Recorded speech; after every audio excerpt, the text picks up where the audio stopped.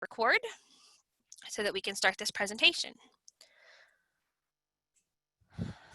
As I said, Sherry and we are both with University of Maryland Extension. So this is a flow chart for you to see that tells us a little bit about how the University of Maryland fits into the whole scheme of things.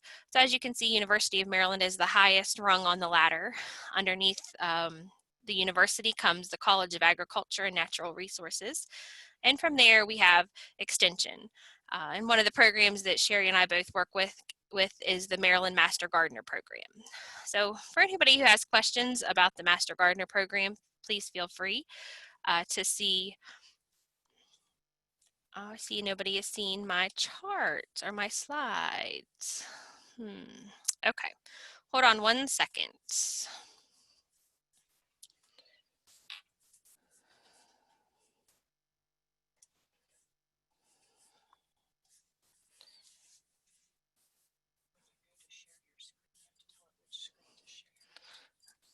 All right.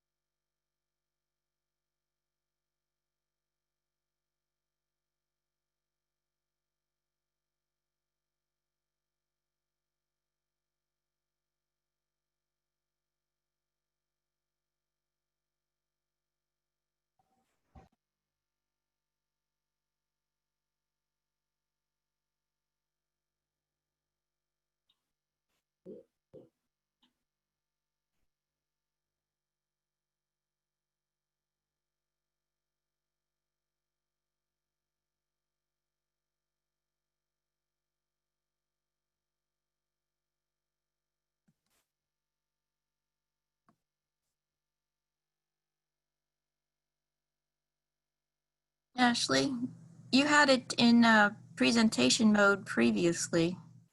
So can you see it now? No, not now. Now we're seeing like the introductory, like the welcome page. And they're not Join advancing. audio.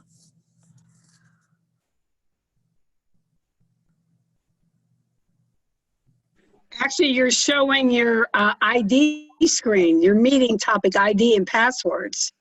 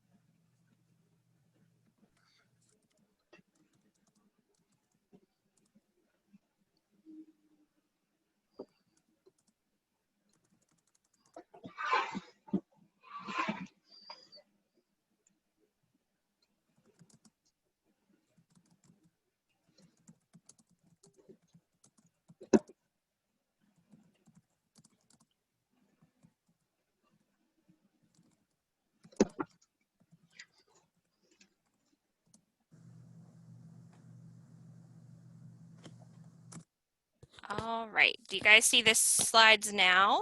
Yes, I see it now. Okay, how about now? Yep, it advanced. All right. Yes. Very good. Okay, well, I'm sorry about the technical difficulties. We'll see if we can go forward now. So, um, Sherry, I cannot do the participant panel with this up or anything like that. So if there's questions, you'll just have to let me know, okay? Yes, I will do that. Okay, all right. Well, thank y'all for being patient. So as I was saying, this is the contact information for myself, and we will be sending out the information after the presentation today. So if anybody has questions, feel free to reach out to either Sherry or I. She can enter our email addresses in the text box as well if she wants to. So here's the flow chart that talks about University of Maryland Extension and how we fit into the whole university picture. So one of the programs, as I said, that Sherry and I work with is the Maryland Master Gardener Program. She is the coordinator for Allegheny County, and I'm the coordinator for Garrett County. So if you have any questions about that program, we can chat about that as we go along.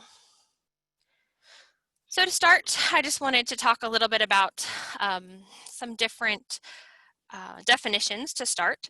So the first word that we talked about in the beginning slide is invasive. So what does that term really mean? So this is just some notes that we wanted to chat about what is an invasive plant. But basically it's a non-native species that has been introduced intentionally or by accident. And it just depends on what we're talking about. Sometimes it is a true pure accident, and sometimes you know, it was thought that it was going to have good benefits and it turned out to be not so great. And one of the reasons that it's not so good a lot of times is because that a lot of these, if it's really a true invasive, they're not from this continent. So therefore they oftentimes don't have predators, they don't have any parasites, they don't have any diseases that are going to help keep them in check.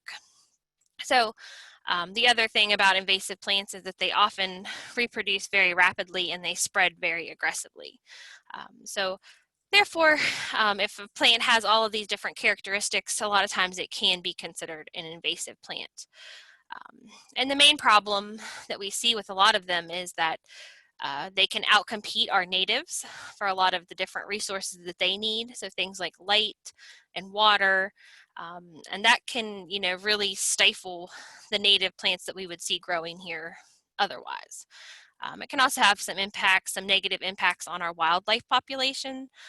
So native insects that, you know, need the native plants to feed on specifically. If there's nothing but invasive plants or non-native plants, then our wildlife are really gonna suffer as well. So that can be a big problem. So the less native plants we have, the less food we have for a lot of our native insects and a lot of our native songbirds and things like that. And it can really alter the whole biological community and reduce our species biodiversity, which is something that we don't want to see happening. So this is a slide that Mr. Jonathan Kays had in one of his presentations. So again, it's just the difference between what is an invasive versus a non-invasive. And there's actually an executive order that defines an invasive species. So it's a non-native or alien to the ecosystem under consideration. And its introduction causes or is likely to cause economic or environmental harm or harm to human health. So again, that could be a pest, that could be a disease, or that could be a plant, that could be an insect. Today, we are going to be focusing on just invasive plants. And in a couple weeks, Ms. Sherry is going to be talking about invasive insects for forests. So on top of these terms, invasive versus non-invasive, and also the term native, we have a term that's called noxious. So noxious weeds are ones that are defined by Maryland weed control law that have to be removed. They're required by law. And I have a list of them listed here. In Maryland, there are 6 noxious weeds. And if you are buying things like grass seed or, you know, lawn and garden, maybe not lawn and garden seeds, but like farm seeds and things like that, you do want to make sure that they are noxious weed free. So a lot of times you'll see that right on the tag that says this weed or this seed is free and guaranteed to be free of noxious weeds. So if you have noxious weeds on your property, you are required by law to do something about that, to control them in some way. And if not, then that could be very detrimental to the environment, and it's something that we don't want to have to get into. So be familiar with these. We are going to talk about a couple of the thistles and how to control them, but there's also things like shattercane, which is in the sorghum family, and also Johnson grass.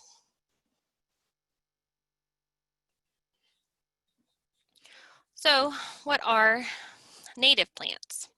So these are the plants that are naturally found here in a particular region. So whatever species were here native to before European settlers arrived, that's what we consider to be the native plants. So anything that was not brought here but grows here naturally. And many of our non-native plant species have been introduced on purpose, and they have actually naturalized. So even though you see a species or a certain plant in the area and there's lots and lots and lots of them and you think this has to be native, that's not necessarily the case. So the ones that we're seeing right now in large numbers here in Garrett County are things like Queen Anne's lace or wild carrot. So a lot of people think that that has to be a native plant because it's so abundant, but unfortunately not. It was brought here by settlers, so and it's just naturalized and it's just spread so far that it just seems like it should be native. And pictured here is one of my favorite native plants. It's elderberry. So it's one that supports a lot of different songbirds. At least 48 different species of songbirds will eat elderberry. So that's just good information to have. And what's so great about natives? Well, the first thing is that they are naturally adapted to your local environment. So you don't have to worry about, it getting too cold and killing them out. Again, they do provide a lot of food and shelter for wildlife and things like that. That helps to attract a large diversity of different types of beneficial insects, as well as other, critters that we want to see coming into our woodlands and into our yards and gardens. So this is one of the charts that has information that was done by Dr. Doug Tallamy with University of Delaware, and it shows that the number of different types of species of Lepidoptera, which would be your butterflies and moths, how many different species a certain genus of plant can support. So for example, an oak tree, it can support at least 532 different species of moths and butterflies. So I think that's pretty amazing. If you can just add one native plant to your garden or to your forest, that can do a world of good at attracting different biodiversity and increasing the amount of biodiversity that you have in your landscape.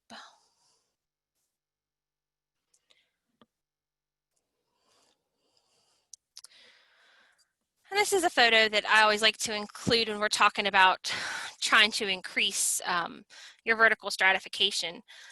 So this, of course, is more aimed at, typical, just, someone who has a small lot or a homeowner.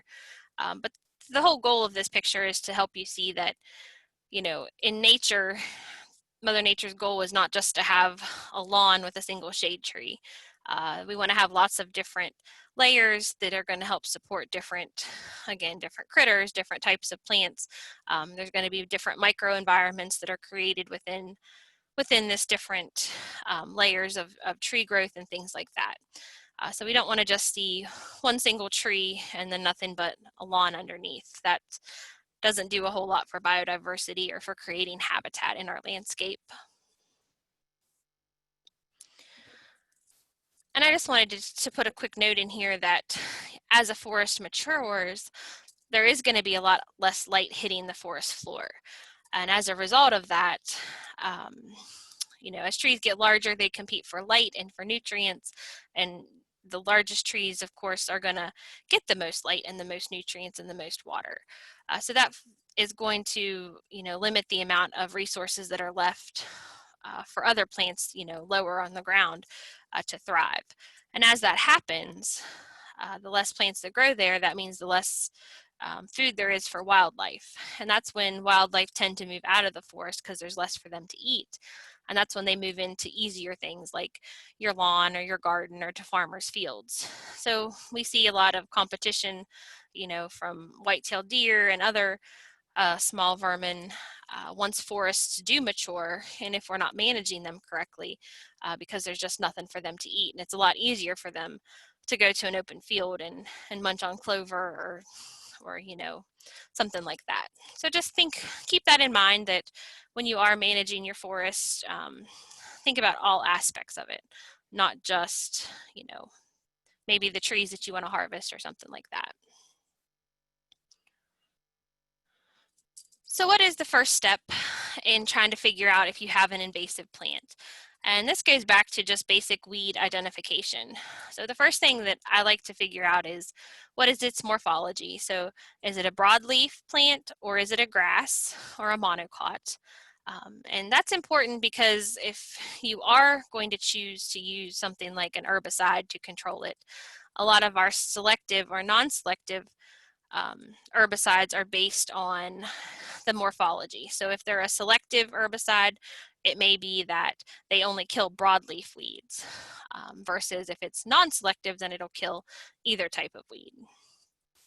The other important thing that you need to note about the plant that you're trying to control, again, whether it be with an herbicide or just in general, is what is the plant's life cycle. So if it's an annual weed, one of the most important things that you can do is to keep it from going to seed.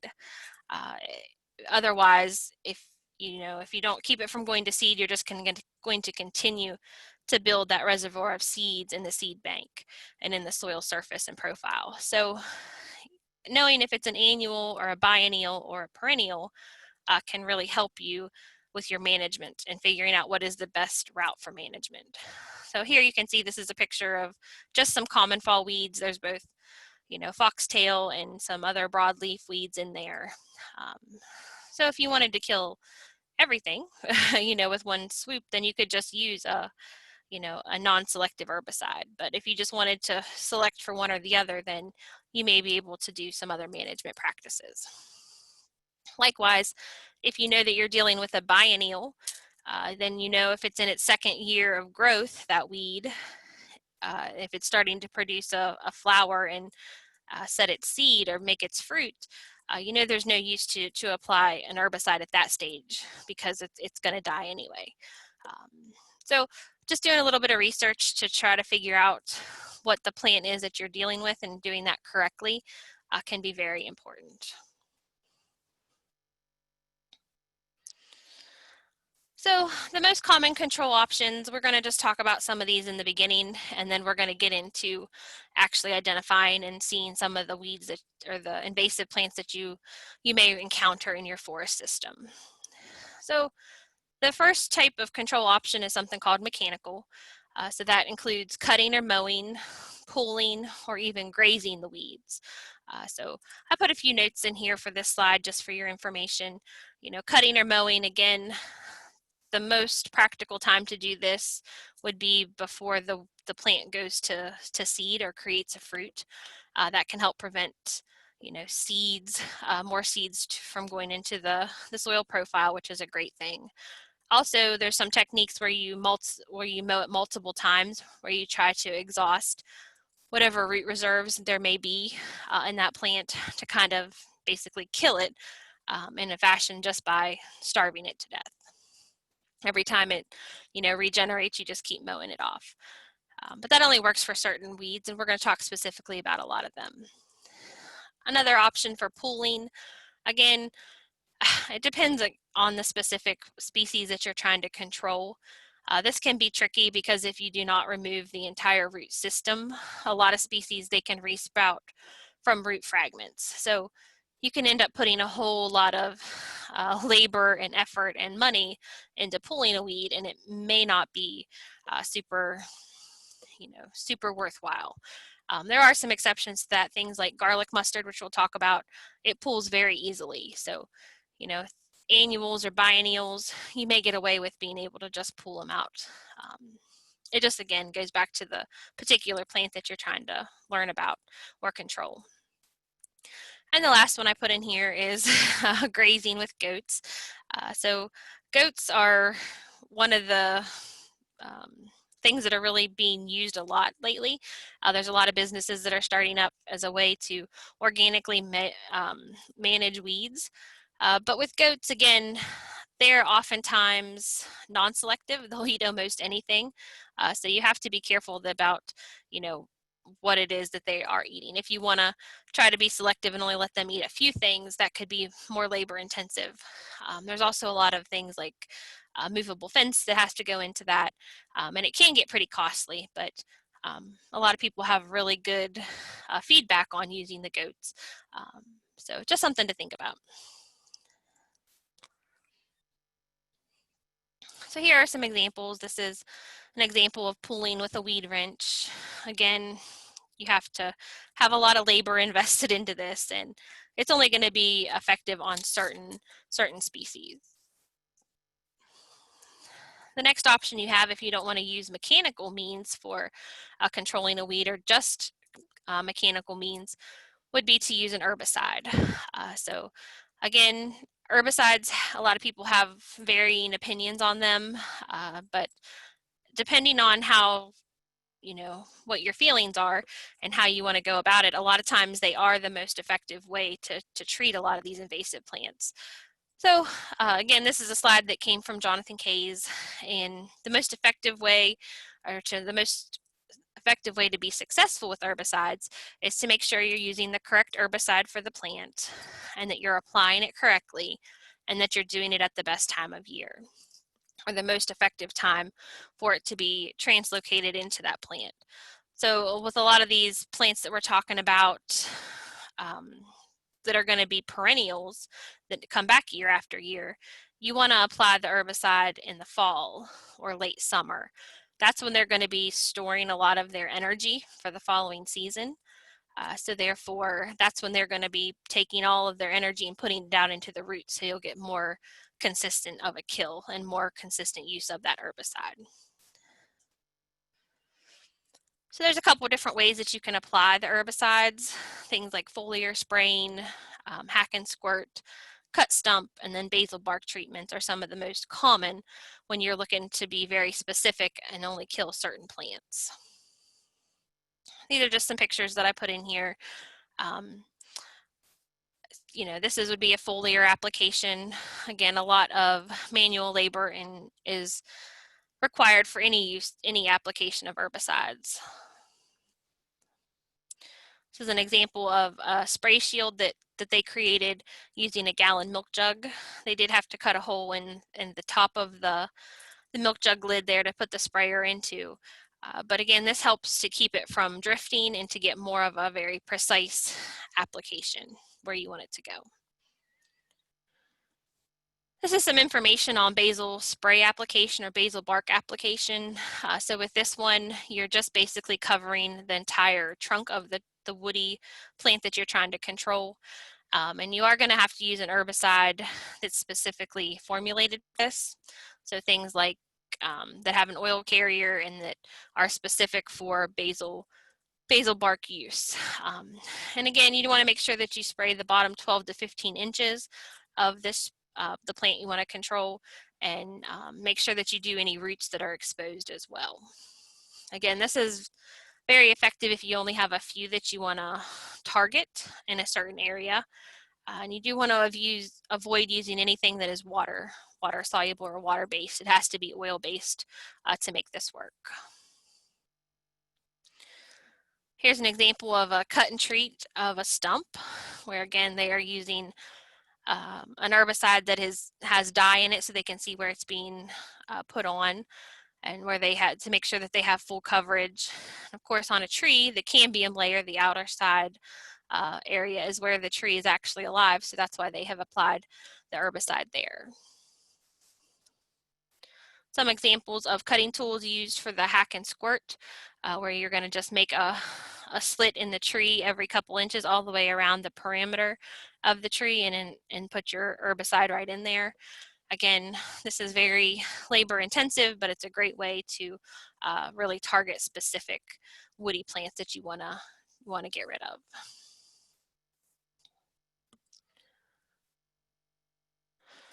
So we're going to move right into specifics, some specific plants that you may want to be on the lookout for. And how are we doing, Sherry? Are we getting many questions? Anything we need to address before we move on? Yeah, we're getting some questions. So one was a question about the most effective herbicide method for ailanthus. Okay, So we're going to talk about that specifically. yeah, it grows from roots, right? So, but if you're going to talk to it, we'll just let you get to it later. Yeah, I think we have a couple slides in here at the end when we talk about it. Okay. Okay. All right, we'll keep plugging along. All right, so the first plant I wanted to talk to you a little bit about is something called garlic mustard. So again, this is an invasive. It was brought here on accident or maybe on purpose for its ability to be edible. So a lot of folks actually use this for things like pesto and things like that. But it's invasive. It was not, it's not grown here originally. It's not found here naturally. And the problem is that it's a biennial. So therefore, the first year of growth, you see the picture up here on the top right, you just get more of a rosette growth. And the second year of growth is when you actually get the flowers and the fruit forming. So again, with this one, if you want to try to control it, you want to do it in that first year. And if nothing else, you want to make sure that you mow it the second year before it goes to seed. Okay. Again, one of the other complicating factors with this particular plant is that there's a butterfly called the West Virginia white that confuses this plant with the plant that it needs, the native plant that butterfly needs to live on. So the West Virginia white butterfly is actually in decline because it gets confused and it lays its eggs on this plant, and then the larva cannot survive. So this plant can really, it's one of the first one that invades open areas, and we see it a lot in our native forests, like in our state parks here in Garrett County and things like that, where it just creates a whole entire mat of green growth where nothing else can penetrate and actually grow like the native plants that we want to see happening. The next plant I have for you is the orange daylily. So this one is listed on several different sites, but a lot of people are very surprised to hear that a daylily could be invasive. But if you've ever seen it growing along the edge of open woodlands or the edges of fields, you may see why, because it's very aggressive, and it spreads through tubers. It is from Europe, and it was introduced in the U.S. around the late 19th century. So there's a couple of different ways that you can control it. Mechanical can be fairly effective, but it requires that you remove every part of the root system, the tuber and all.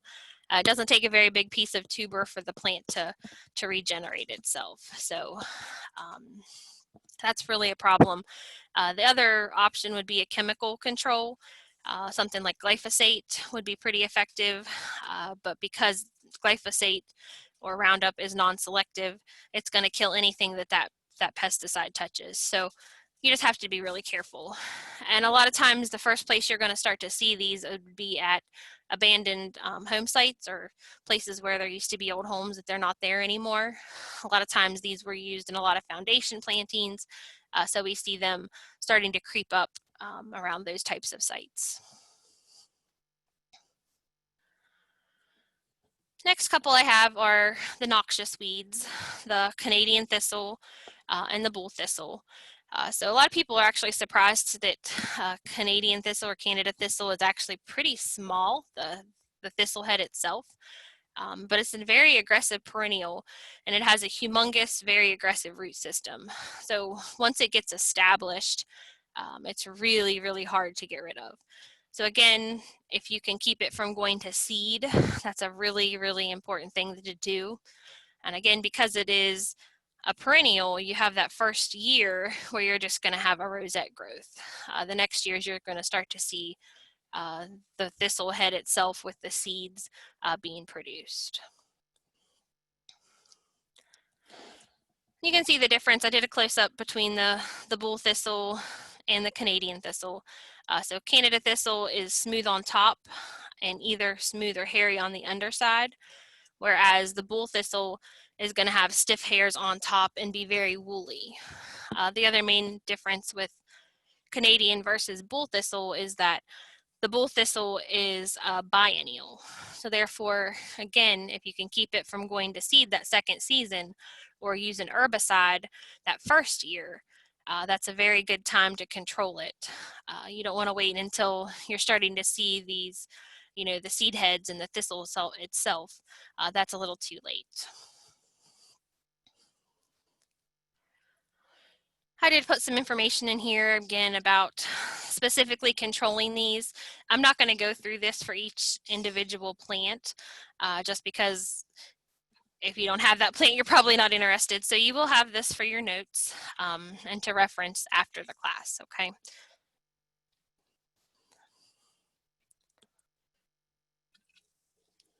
So next on our list is going to be Japanese stiltgrass. So this is one, again, that was introduced here accidentally. And it's really bad because it can just create these whole entire mats where you don't see anything but this one species.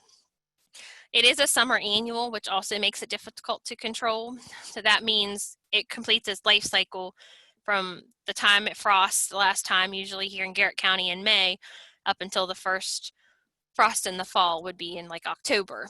So therefore, it completes its life cycle really, really quickly, and it sets its seeds really quickly. One of the management strategies that a lot of people use is to just mow it to keep it from going to seed, but this requires a lot of maintenance. The other thing that you really want to avoid doing would be spraying it with an herbicide in the fall of the year because, again, it's going to die with that first frost.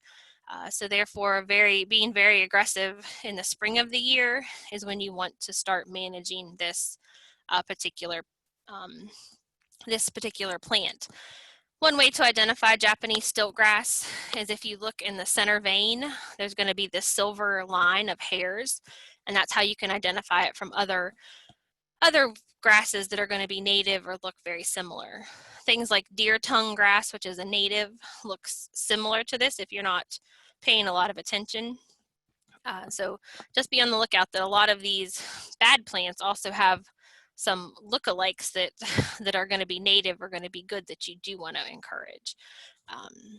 But for the most part, if it's a good plant, it's probably not going to create something like this whole entire mat where nothing else can penetrate and grow.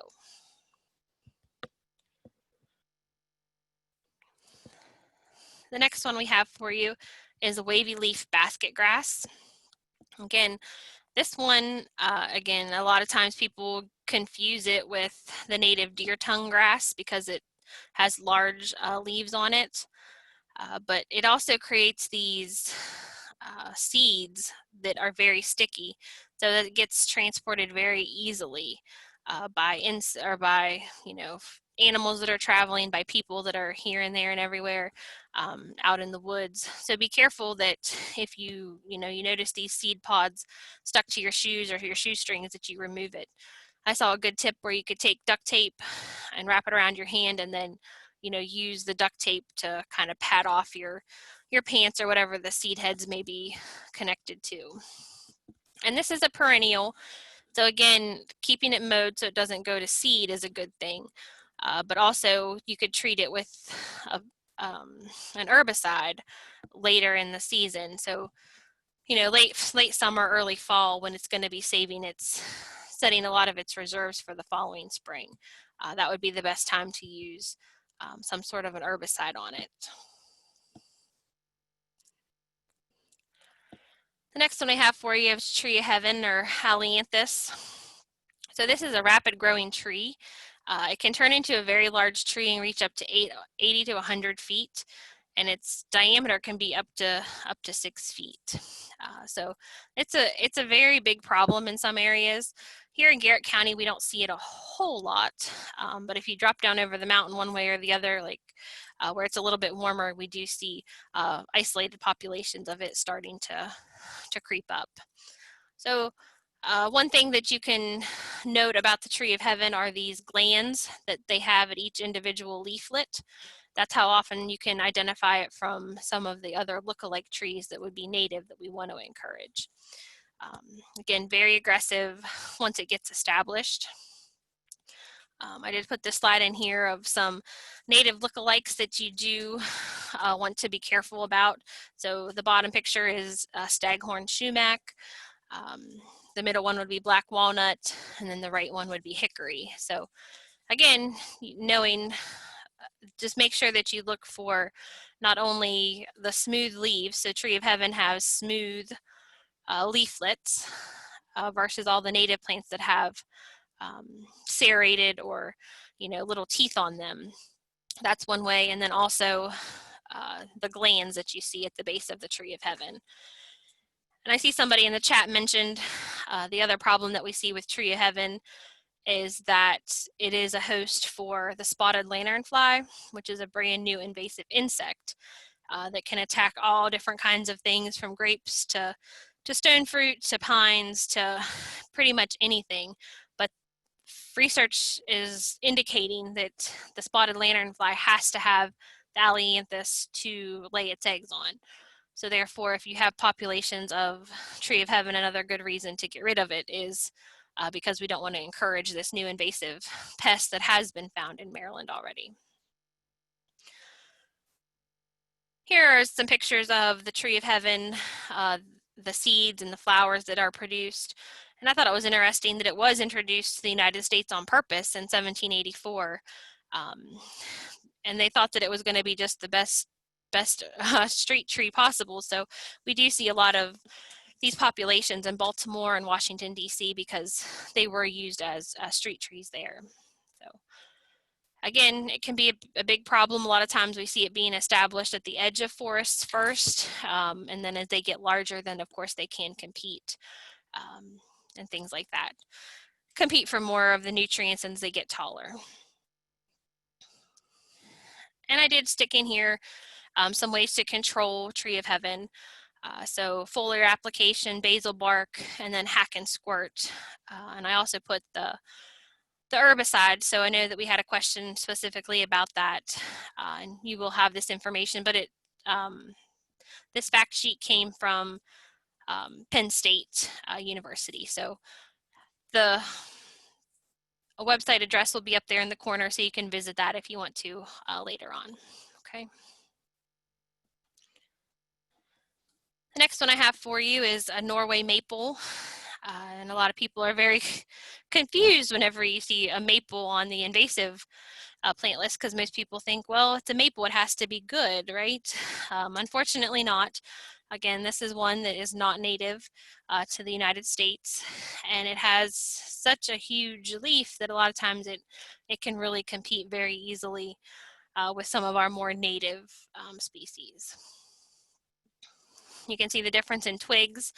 The Norway maple tends to have all these buds all the way at the top. So sugar maple is on the top, red maple is in the middle, and then Norway maple is at the bottom of this photo.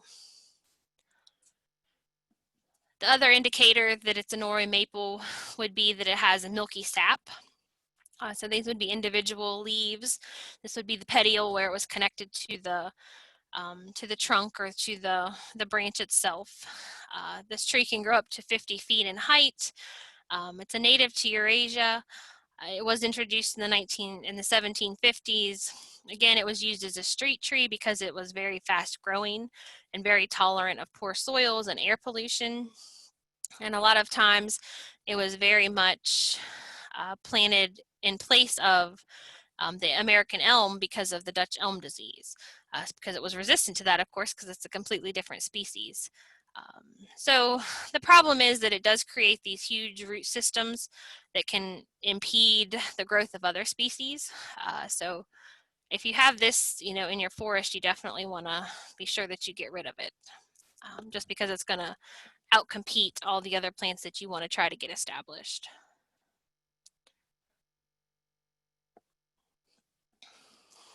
Next on our list is the Callery pear, or Bradford pear. So this is again one that was thought to be sterile when it was introduced, but they found that it can cross with some of the other types of pears and it can make viable fruit. So you will see this one growing a lot of times just along the edges of woodlands, and it's very, very competitive. It can grow in a whole wide range of different soil conditions. It does prefer full sun, but it can take some partial shade. And a lot of people mislabel this as being our native serviceberry because it's blooming usually around the same time as the native serviceberry tree, but definitely not the same thing. You definitely want to get rid of this one if you have it starting to be established, because again, it's going to outcompete because it's just so aggressive, and a lot of times different types of wildlife will eat the fruit, and that'll help spread it around even quicker.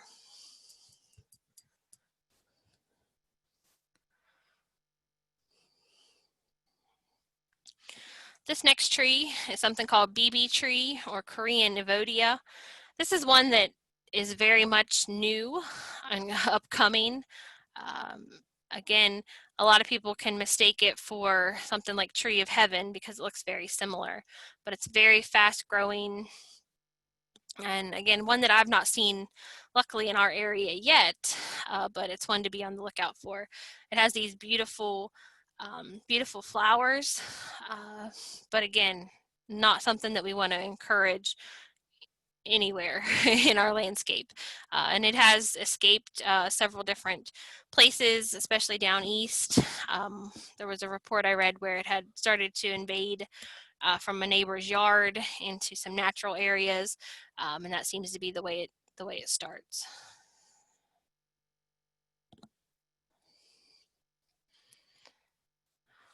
The next tree is going to be the white mulberry. Again, one that we don't see a whole lot here in our area in Garrett County, but one that can be very, very aggressive. A lot of times we see a lot of reports of it like out west and things like that. But it was introduced on purpose because they thought that they would be able to establish a silkworm industry, which I thought was interesting. And it does occur in every state in the lower 48 except Nevada. A lot of times we see it in old fields, urban lots, roadsides, forest edges, and things like that. The problem again is that it does displace native species, and it does create a fruit that wildlife can consume and help to spread around. So it can be hand pulled. The prevention and control recommendations are otherwise you can do the cut the tree and grind the stump, or paint the surface with a systemic herbicide like glyphosate to help girdle the tree and kill it. But you have to do something other than just cutting it, otherwise I think it will regenerate.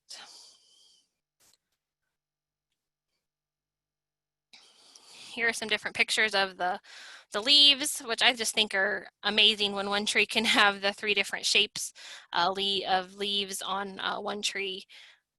It reminds me a little bit of like a sassafras, so just be careful that you're not removing the wrong plant.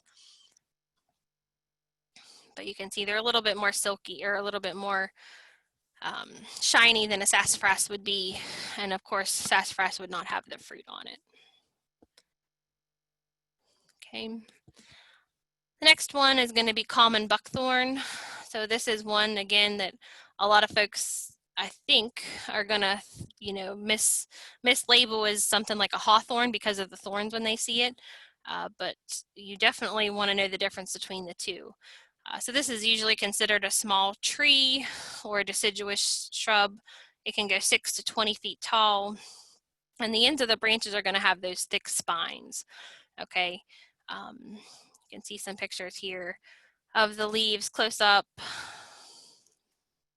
and then the fruit again that a lot of different types of wildlife can help spread around, so that can be a big problem. Has beautiful foliage, so it's a real shame that it's not a good tree that we want to encourage. The next one we have is winged anonymous or burning bush. Again, widely used in a lot of landscape plantings for many, many years. It's also called winged unanimous because of the little growths that come along the stem. So you can see here in this bottom picture, that's why it's called winged, because it looks like the stems have wings.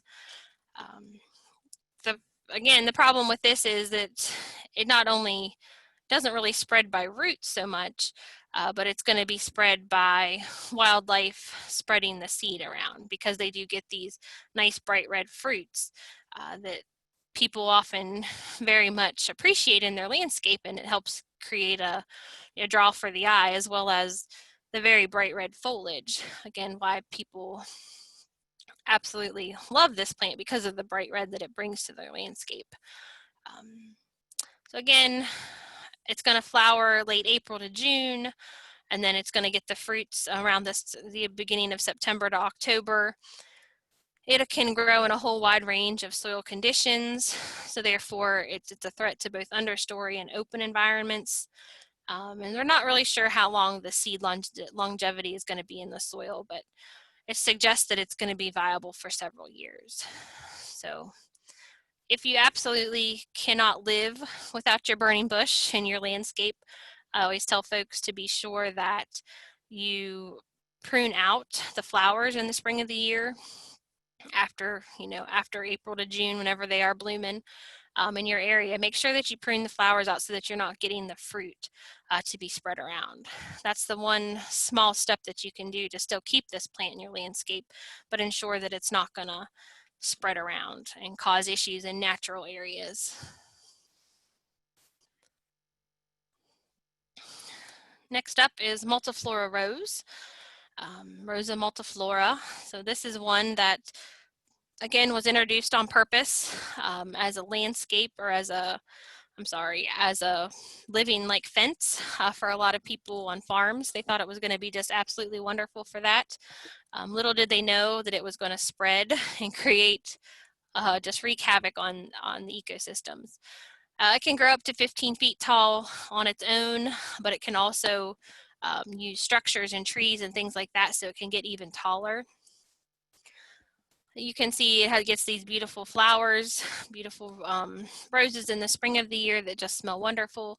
A lot of folks say, well, they're really good for feeding the bees and things like that. And that's true. Bees do get a lot of, early pollen from these plants and nectar, but there's a lot better plants that we could have growing. And it is a perennial shrub with these different canes. It's bad about whenever a cane hits the ground that it can actually root itself. That's something that we call layering. So whenever the shrub, falls over naturally, everywhere that it touches the soil, it can create roots, and then it becomes a whole new plant. So that can be a problem. Research is showing that the seeds can remain viable for up to 20 years in the soil seed bank. So that, again, once you get rid of it, you think you're in good shape, but surprise, up to 10 to 20 years later, it could be growing again, could be coming up from a seed. So it makes eradication really hard to do. Here are the rose hips. Again, nice red berries that a lot of wildlife are going to eat and help spread around. So the control, they will resprout vigorously from a stump. So just like a regular common rose that you may have in your landscape, pulling does provide some control for young seedlings, but if there's any root left at all, then it's possible that it could resprout from the roots. So we recommend foliar, cut stump, or basal spray applications of herbicide, and if possible, you should do these treatments before the fruit mature in late summer. So just be thinking about that again. If you can mow it off, brush hog it, do something like that to encourage it to not set fruit, that's always going to be a great thing to do.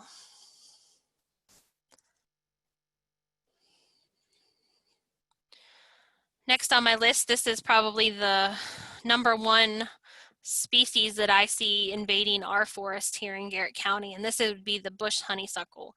So there are many, many, many different varieties of non-native invasive honeysuckles, but I put them all together in this one, just Lonicera species, because they all can be managed the exact same way. The telltale sign is that they are going to have these beautiful flowers on them in the spring of the year that smell wonderful, and they are going to get These beautiful red fruits, which are poisonous to people, but the birds absolutely love. So once you have one single plant in your forest or something like that, you're going to be very likely to have a lot more. A lot of times in the area where I live, you can see these right underneath every power line because that's where the birds sit, and that's where they get spread. That's usually where they start, and they can be very, very aggressive. Oops, too many slides, sorry. Some other things that you can look for are the stems of the exotic honeysuckles are going to be hollow. The flowers range from yellow to white to red in color, depending on the species. We definitely see a lot of Tartarian honeysuckle or Japanese honeysuckle here in our area. They are shade tolerant and they leaf out before everything else does in the spring of the year. The very first slide that I had at the beginning of the presentation, I don't know if everybody saw it, but the slide where every other plant was still, in winter sleep, but the honeysuckle, it was still out. It was already out and green. So again, that's a way that these non-native plants compete for light and energy because they flower out and leaf out before everything else. It can be a real problem, and that's another way that they compete for these nutrients. Again, we see a lot of these in our forest understory and some of the first plants that we see invading.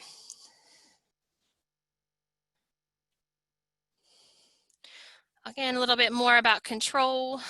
They have relatively shallow root systems. Pooling has been reported to work sometimes, but again, you have to get the majority of the root or they will resprout. They can resprout vigorously from just the stump, so don't just cut them down and leave them. You can do foliar, cut stump, or basal spray herbicide applications to control this one, any of the bush honeysuckles. And you want to make sure that you control it before the fruit matures. And here in our area, the fruit matured and it's on right now, and it was on for probably the last month or so. So just be forewarned. Again, it's a very vigorous grower, and the fruit is produced very vigorously on the plant as well.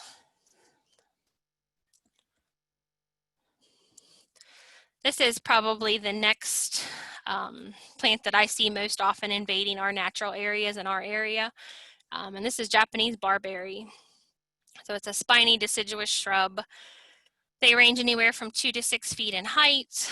They get flowers early in the spring, followed by these fruits late in the fall. Again, the fruit is how it's primarily spread by wildlife.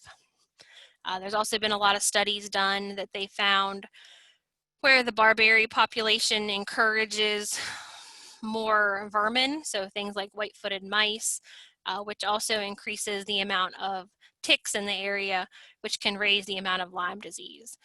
So it's not only a forest health perspective or a plant perspective, it also becomes a human health issue when things like that start to arise. So small leaves, teardrop shape, 1/2 to 1 inch in size are the individual leaves. They can range in color anywhere from green to purple to kind of reddish in the fall of the year.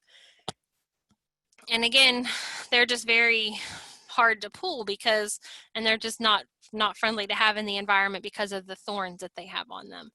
So once they start to get established, we have a property where we saw maybe 1 or 2 of these a couple years ago, and now we see, I would say, at least 100 right at the edges of the field starting to invade the forest. They are very tolerant of shade. I see them in shade. I see them in full sun. Again, starting to be a really big problem on our radar here in Garrett County. Some different types of control methods. You can do hand pulling if it's a very small planting.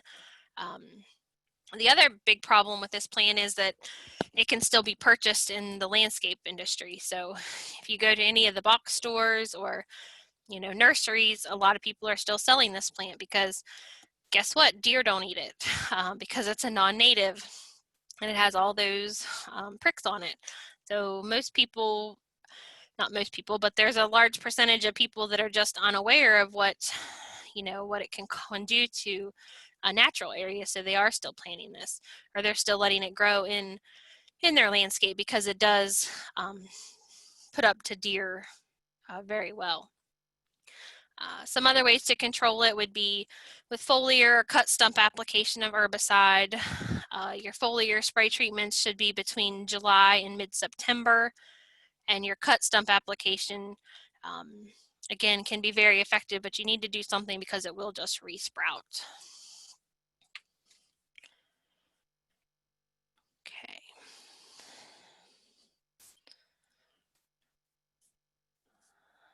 I am gonna just take a quick break here. Sherry, are we doing okay?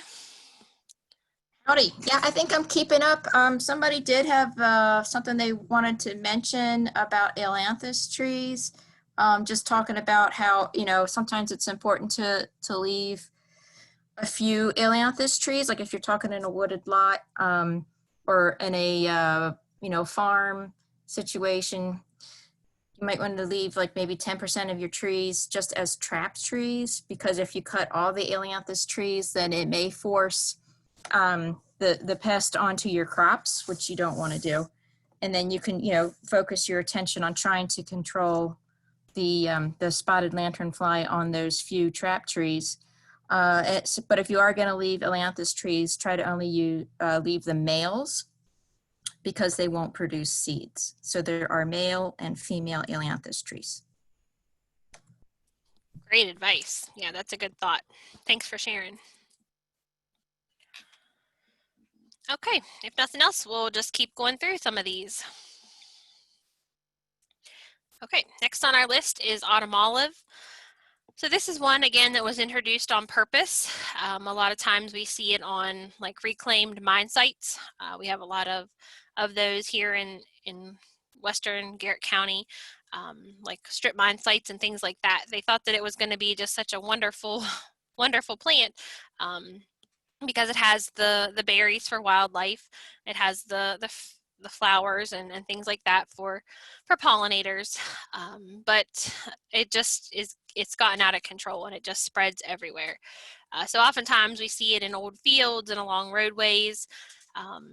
Again, we don't see it too much further deeper into the woods or into the shadier areas, so we see it more in open areas. This is where we first see it being established. One thing to help you identify it is that it definitely has a silvery appearance to it, not only on the top of the leaves, but definitely on the underneath side of the leaves. It can become a very large shrub, probably up to 20 feet tall. And again, it does have these flowers and these fruits, which make it very attractive to a lot of our different wildlife. So the control for autumn olive would be to make sure that you use some sort of an herbicide treatment once you cut it down. Cutting on its own is very ineffective, because it will resprout from its stumps very quickly. Okay. Again, same type of things we've talked about with a lot of these other types of woody shrubs would be foliar, cut stump or basal spray herbicide applications. And if you can do that again before the fruits mature, that's going to be the best thing that you can do. And they mature towards the end of the fall. Here in the next few weeks, we should start to see them coming on. Again, very aggressive shrub that we see here in western Garrett County a lot. This is a relatively, I'm going to say, new weed that we just started seeing probably 15 years ago here in our area. But it's Japanese knotweed, which, if you look after it, there is all kinds of scientific names. There is at least 3 different scientific names that I found that go along with Japanese knotweed. But it's an herbaceous perennial, which is kind of odd because it's not woody. So therefore, people, I think, misjudge how aggressive it can be.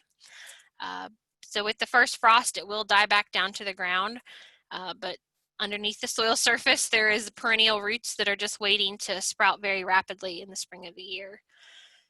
They do have hollow stems. Sometimes people refer to this as Japanese bamboo. And we just see large patches of this starting to grow, especially around woodlands. It seems to like, or around waterways. It seems to really like wet areas. It primarily reproduces through rhizomes, so they are going to be, exact replicas of the parent plant because it's through asexual propagation. And once it does start to frost, the plant does die back. It turns kind of an uglyish brownish purple color, and the stalks will remain there until the spring of the year. So the control for it, again, it's kind of a really pretty plant, but it's unfortunate because it doesn't let anything else grow. It is very, very much invasive in the fact that it just outcompetes it for every other plant in the same area. So some of the control, pulling its roots are basically ineffective because there are so many still left, down in the soil profile. So would not recommend pulling. Herbicides, I didn't find a whole lot of good information on how to control them or what to use for that. They're highly effective, especially like with just general spraying in the fall of the year so that it can, translocate it down to the root system. You can also do cut stump application, but again, there's a lot of stumps left whenever you would mow this off. So the labor for doing that is going to be very high. Okay. Actually, Yes. can I add something about this one? Because I have a personal vendetta with this one, being in my own yard. This is a really difficult one to eradicate. And on my property, finally what I had to do in order to get rid of it was to cut it all down as close as you can to the ground. And then I actually covered that area with soil and with landscaping cloth, and then soil on top of that, and then planted grass. And then the only thing that has kept it under control is constant mowing. And that constant mowing is what has starved the roots. And now it just survives at the edge of my lawn instead of, taking over a quarter of it. So it's been a real battle, but that is one thing I found that works. Great. Thank you for sharing that. Yeah, it's pretty rampant here in our area. We see it, I don't know. It seems like it's everywhere, and I never saw it 15 years ago. So it's amazing how quickly it has moved in and taken over. So the next one is Japanese spirea. Again, this is one that you may not see on a whole lot of lists. I put a couple in here just to kind of like be on the lookout for. Because of the color and then the relative way that it grows, a lot of people can, misidentify this as like a Joe Pye weed or one of those really great native plants that we have. So just be careful and be on the lookout. It has these great, beautiful pink flowers on it. The leaves all are alternate, so they're kind of like a stair step. Things to look for. Again, it's going to stay less than 6 feet tall, but I've seen it start to, again, move in, especially at the edges of woods here in our area. The teeth are going to be like lancelet shaped, and they're going to have toothed margins. The leaves themselves are pretty small. They're only about 1 to 3 inches. But the pink flowers are going to be, what usually attracts people's attention to let them say, hey, look, this is something that you might want to pay attention to. So it's a native of Eastern Asia, and it was introduced as an ornamental around 1879. Is what information I found. So just be on the lookout. This, again, isn't one that we see a whole lot yet in our area, but I think that it's probably coming. And I couldn't do this presentation without mentioning kudzu. This is one that I think a lot of people know a lot about. It's a climbing vine that just absolutely overtakes everything that it comes in contact with, from trees to shrubs to forest floor. It will grow anywhere. So be on the lookout. Again, we thankfully don't have it here. But I know if you're down south or further south, you may encounter kudzu. And I didn't, because it's a perennial vine, anything you can do to control it will help, but it's probably going to warrant an herbicide application in order to really be successful and to get rid of it. This is wineberry. Again, another one that's not on every list, but I did want to mention it. A lot of people mislabel it as being like a native bramble, like a blackberry or a raspberry, but that's not the case. These are perennials with the canes that live for 2 years. So you can see some identifying characteristics is that it has this almost whitish silver underneath the side, and then it's very hairy with these red prickly hairs. That's what's going to give it away. They are edible. A lot of people do eat them. They were brought here on purpose as breeding stock for the breeding industry, the raspberry breeding industry, and then of course it escaped. So again, just wanted to mention it. It does create a lot of potential food for wildlife, again, but they're going to help to spread it around. And it does create these thickets that you really cannot get through because they're just so thick with the thorns and that sort of thing. So you can see even in the spring of the year when it's just starting to come out, the canes, they turn a bright reddish color, and you can just see all of the hairs and the spikes there coming on it. It only takes a little bit of the root fragment to start a whole new plant, just like with any other bramble that you may have experience with. They are very vigorous, so just be careful. You don't want to let them get established. You can do hand pulling or digging up with a spade fork in small patches, but again, if you do want to do something with chemical control, systemic herbicides are going to be your best bet.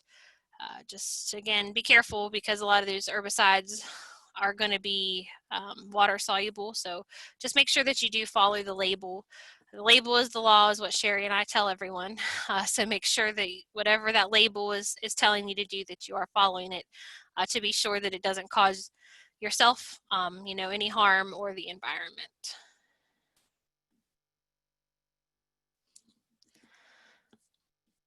The next one we have is English ivy. So again, another one that was introduced as a landscape plant that has escaped.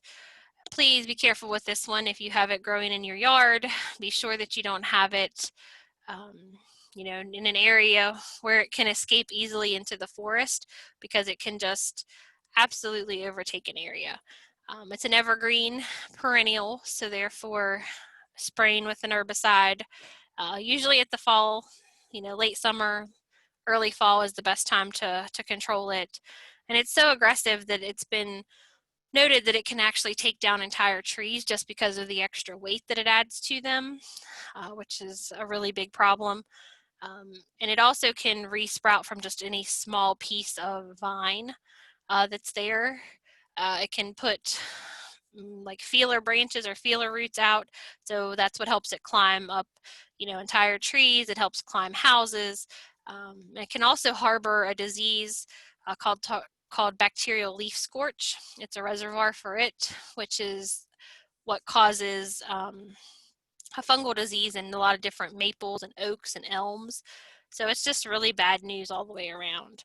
It also gets berries that are toxic to birds, which I thought was interesting. I never knew that. But it makes the bird throw them up, and that's the one way of ensuring that it's going to be spread around even more. So another reason to not want it in your landscape. Waxy leaves also can help repel any herbicide, so you really need to do your research and make sure that any herbicide that you find to apply to this is labeled for English ivy, and make sure that it actually sticks to it, doesn't just roll off the foliage. The next tree I have is black locust, and this is one that I debated about adding or not. So this one is not actually labeled as invasive. This is actually a native tree, but a lot of folks that have forested areas fight with this tree a lot because it is so aggressive. So again, this is just traditional black locust, not an invasive technically, but if you have it established on your property, It seems to grow from suckers, from roots, very, very easily. So within 10 years, you can have a small forest of nothing but black locust completely taking over, abandoned fields and the edges of forests and things like that. So I just wanted to put this one on your radar. You can see the spikes on it, the leaves. It does suffer a lot of times from a locust leaf miner, but it is a legume, so you do see like the flowers there that it does set some nitrogen into the soil, which also makes it grow a little bit more aggressively. Just a couple more that I wanted to mention. This is butterfly bush. Again, another very common plant that we see in a lot of landscapes. Another one that people can still purchase in the landscape industry. A lot of big box stores. They have found it invading a lot of the natural areas because the seeds are so tiny and they just get blown all over. And the main problem again with this one is that because the nectar is so sweet, we will see a lot of the butterflies and bees and things like that going to this plant, but that means that they're not pollinating the native plants or getting really good sources of nectar. So that can be a problem. Bamboo, exotic bamboo, is another one that you definitely want to avoid because it just makes these thick stands once it's established. So, when in doubt, don't plant bamboo of any kind. And if you do need to have it, make sure you keep it in a container or somewhere where it can be well taken care of and not spread. Purple loosestrife is another one that's on the radar. We see it starting to invade lots and lots and lots of areas, especially wet areas seems to be a problem. Again, beautiful, beautiful plant, but not what we want to see invading all of our areas. This is a great resource. This is Plant Invaders of the Mid-Atlantic Natural Areas. The link, again, will be emailed out to you. You can download this book for free, and it talks about some of the worst invaders and helps you to identify them and give you guidance on control. Our upcoming class, our next one in this series, is going to be on August 25th at 6 p.m. With Jules Wood, a private consulting forester. So if you're interested in learning, actually talking with a live forester and having a really nice chat, please sign up for that one. You can see the other ones. We can add those to the list for people to sign up, or check us out on Facebook. You can find the links there, or just email Sherry or I for them. And these are the resources that I used to put some of the information together. And with that, Sherry, I think we're ready for questions, or Yeah, okay. That was great. Thanks, Ashley. That is a lot of information. Okay, I've been able to keep up, I think, so far. If I missed, please re-enter your question in the chat. A new question came in about butterfly bushes in their backyard garden. She says, do you recommend I remove? Do you have an opinion on that? Well, I think if you absolutely love them and you can't live without them, I would recommend definitely pruning off the seeds before they set. So, you can let the flowers on for a week or so, and then just make sure that you remove any spent blooms before they make any seeds, so that you can ensure that they're not being spread around. Yeah, that's a good option. And one thing I have observed is I have had a butterfly bush in my garden, but I only had one cultivar. I never had it popping up all over. However, I had a friend who had several different cultivars of the butterfly bush, and that ended up, they cross-pollinated and there were seedlings everywhere.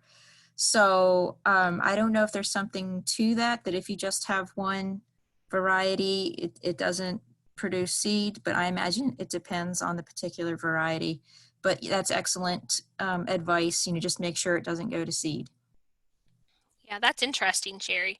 And it could be that as plant breeders realize that these things are a problem, that they can learn to make them sterile. So yeah, that's also a possibility. But I hope nobody feels like this was a Debbie Downer class. It's just meant to be, information and, so that we can be better managers, not only of our landscape, but of our forest properties.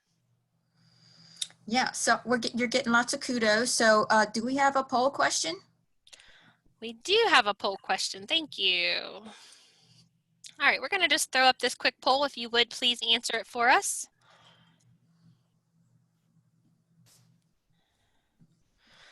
Thank you all very much. Thank you all for sticking with us. And I'm sorry about the technical difficulties there at the beginning. Guess we thought we had No, this down pat, but that happened. no worries. It happens from time to time. Yes, unfortunately so with this new world of technology. That's right. All right, looks like we have almost 86% of people have voted. It's just a couple more seconds and get your votes in. We appreciate the feedback, and like we said at the beginning, we will be sending out the presentation hopefully within the week. So for anybody who signed on, we have your email address and we'll get that out to you. Okay, somebody mentioned that they would like to see a presentation about alternatives to invasives, which is a really good idea. And then somebody was asking about controlling poison ivy and poison oak. So did you want to address that, or you want me to? If you want to, that'd be great. Okay, so with poison ivy and poison oak, it's a really difficult plant to deal with, especially if you're allergic. So oftentimes you'll find the vines growing on trees or on a fence. And if it's growing on a fence, I think it's a little easier to deal with to kill than on a tree. But I would, it's difficult. So if you're really allergic to it, you're going to want to make sure you suit up and you're completely covered and protected when dealing with this plant. But I would suggest a cutting the vine near the ground and then applying a shrub or vine herbicide to kill that vine, and the rest of the poison ivy will die above the cut, and then hopefully your application of herbicide will kill the roots. You may need to do a second application. You'll just have to wait and see.